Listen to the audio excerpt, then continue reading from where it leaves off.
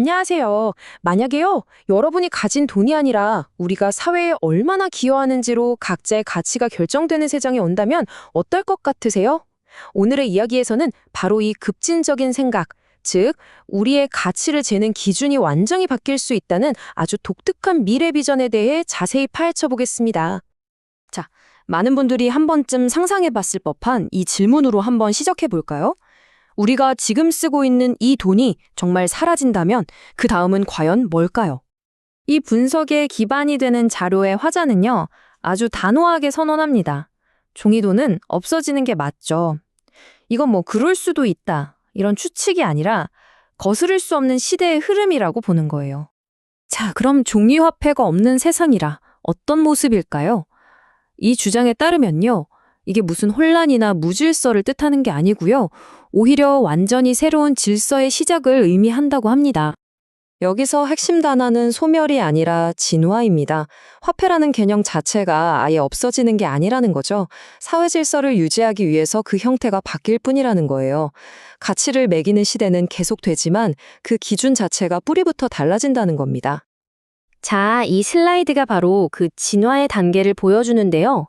우리는 이미 지폐에서 카드로 1단계에서 2단계로 넘어왔잖아요.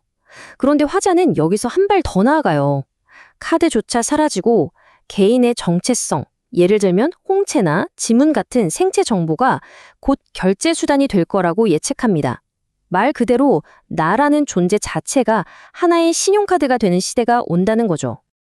그렇다면 이 새로운 시대에 우리 개인의 가치를 측정하는 기준은 과연 무엇이 될까요? 바로 이 부분이 이 세계관의 진짜 핵심입니다. 이 표가 정말 흥미로운 지점입니다.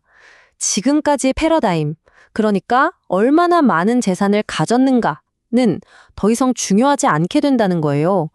대신 당신이 사회를 위해 어떤 활동으로 또 얼마나 수준 높은 기여를 하는가가 새로운 가치의 척도가 된다는 아주 근본적인 전환을 이야기하고 있습니다.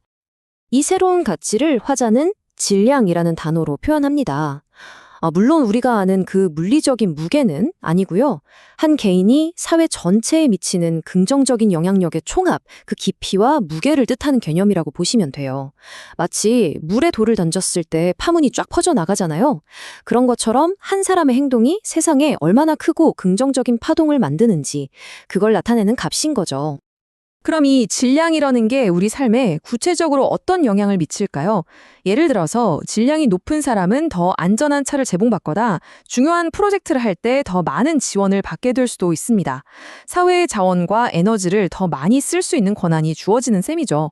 반대로 사회에 기여하는 질량이 낮은 활동을 하는 사람은 딱 그만큼의 지원만 받게 되는 철저하게 기여도에 기반한 사회 시스템인 겁니다.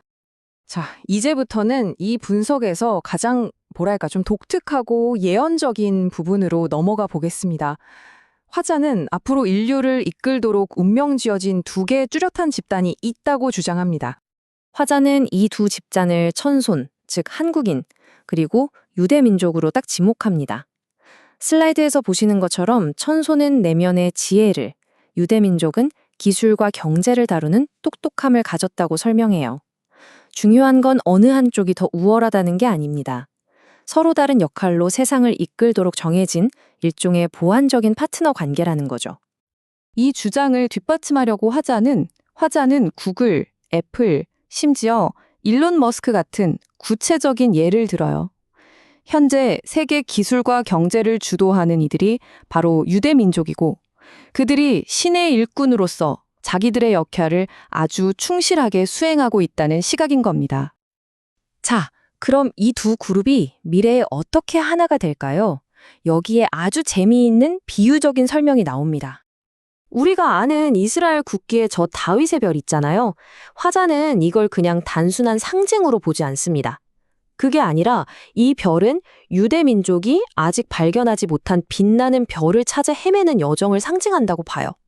자신들에게 부족한 영적인 지혜를 찾아 전 세계를 탐색하고 있다는 일종의 암시라는 거죠. 이 슬라이드가 그 여정을 한눈에 보여주는데요. 정말 한편의 이야기 같아요. 유대민족은 계속해서 빛나는 별을 찾고 있죠. 한편 천손민족이 자신의 사명을 깨닫고 내면의 지혜를 열 때 바로 그들 스스로가 빛나는 별이 됩니다. 그리고 마침내 유대민족이 그 빛을 보고 찾아와서 두 그룹의 힘을 합쳐 인류를 이끌게 된다는 것이 이 예언의 핵심 시나리오입니다. 자, 이제 이야기의 마지막 퍼즐 조각으로 가볼까요? 바로 한국 찬손 민족의 구체적인 사명과 잠재력에 대한 이야기입니다. 여기서 일당백이라는 아주 강력한 개념이 등장합니다. 근데 이게 단순히 싸움을 잘해서 한 명이 100명을 이긴다, 이런 물리적인 의미가 아니에요. 내면의 지혜를 깨달은 한 사람의 질련이 엄청나게 증폭돼서 그 긍정적인 영향력이 100명에게까지 미친다는 뜻입니다. 이걸 좀 더 구체적으로 설명하면 이렇습니다. 지혜를 깨달은 천손 한 사람이 진정으로 행복하면 인류 100명이 함께 행복해지고 10사람이 즐거우면 1000명이 즐거워진다는 거죠. 와, 이건 그만큼 이들에게 인류 전체에 대한 어마어마한 책임과 잠재력이 주어졌다는 걸 의미합니다. 그러니까 결론은 뭐겠어요? 천손의 궁극적인 임무는 돈을 버는 게 아니라는 겁니다.